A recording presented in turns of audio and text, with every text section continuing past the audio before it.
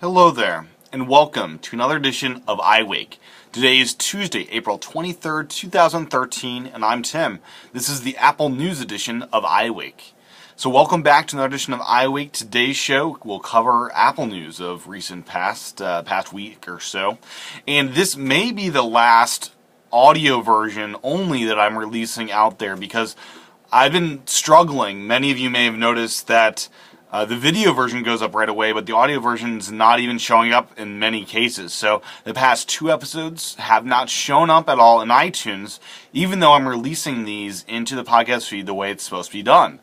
There was some change with Dropbox, with FeedBurner, or iTunes that's causing this not to work. So this may be my last attempt to get it to work, and after that, I'm just going to go video only. So if you are an audio listener, head on over to youtube.com/tchaten to get iWake. It will be coming out still on its regular basis, but I'm having difficulty with iTunes, with FeedBurner, with all that working together. It's something's fallen apart there, and FeedBurner itself may be the cause of this. I'm not exactly sure, but hopefully this works, and we'll continue with audio. But until then, let's just get on to the show for today. And Tuesday is our Apple Day.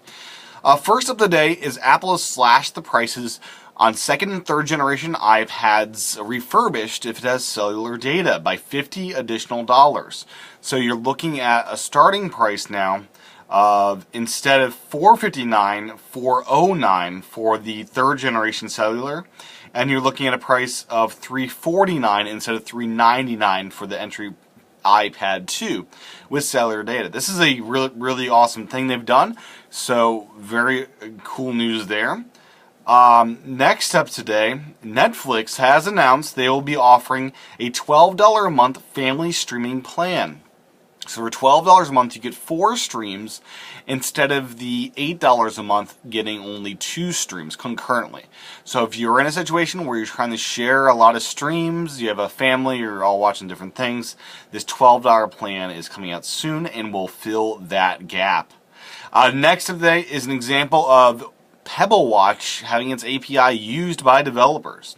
There's a new app for the Pebble called the Pebble Sketch app. It just doesn't sound. You use the buttons on your Pebble Watch to Etch-a-Sketch it. I believe you can even shake to get rid of things. Very cool news there. Just search for Pebble Etch-a-Sketch and you should find it. Next up today, Delicious Library 3 adds a lot of cool things. It's coming out really soon. So Delicious Library is an Apple product. It's a Mac application. It's been around for a while, but there was no iOS support originally, and it was just, once the iPhone and iPad came along, it kind of fell by the wayside as far as usability. Another problem with Delicious Library was that Amazon actually pulled its API use from Delicious Library, basically killing off this product. So Amazon really did kill off Delicious Library 2, but now it seems to be coming back. The latest version will be hitting the Mac and iOS app stores rather soon. They're going to have an iOS app that will be used to scan in different barcodes, and it'll have a 3D cover view interface for the Mac, and I'm excited to see what is going to be with that, what it's going to have. I'm very intrigued by Delicious Library 3. I may get into it once again to just catalog all my video games that I'm now buying physically rather than digitally. Yeah, something for sure interesting. Next up today, back to Netflix. They've updated their iOS app to version, I believe, 4. Version 4, the new app, makes it easier for episode selection with brand new episode selector on the iPad. They've redesigned the audio and subtitle selector on the iPad and iPhone, and there's bug fixes. So that is out now. Go update your Netflix app. Next up today is the fact that iTunes got updated with the ability to download your purchases at a future time. So I first experienced this on Friday.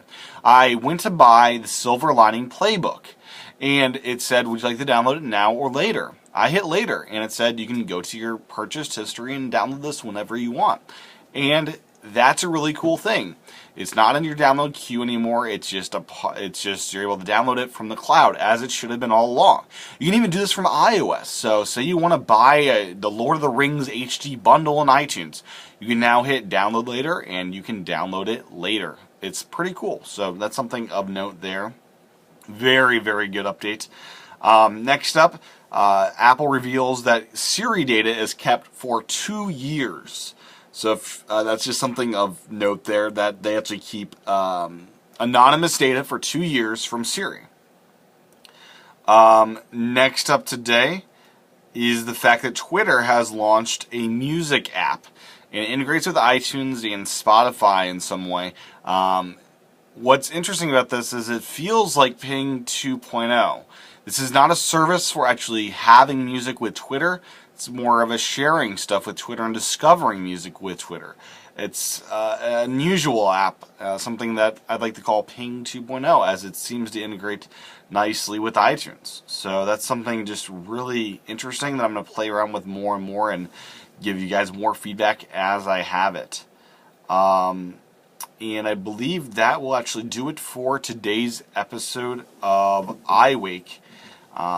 We're kind of in a lull of Apple news. We're getting close to some big stuff coming up. I can feel it, but in the meantime, it's been kind of a slow Apple News week. So with that said, you can find the YouTube version at youtube.com/TCHATEN. I have books in the iBook store available for sale. One of those is called iPod Evolution. The other two are linked to through that. With that said, I will talk to everyone tomorrow for another edition of iWake. Have a good one.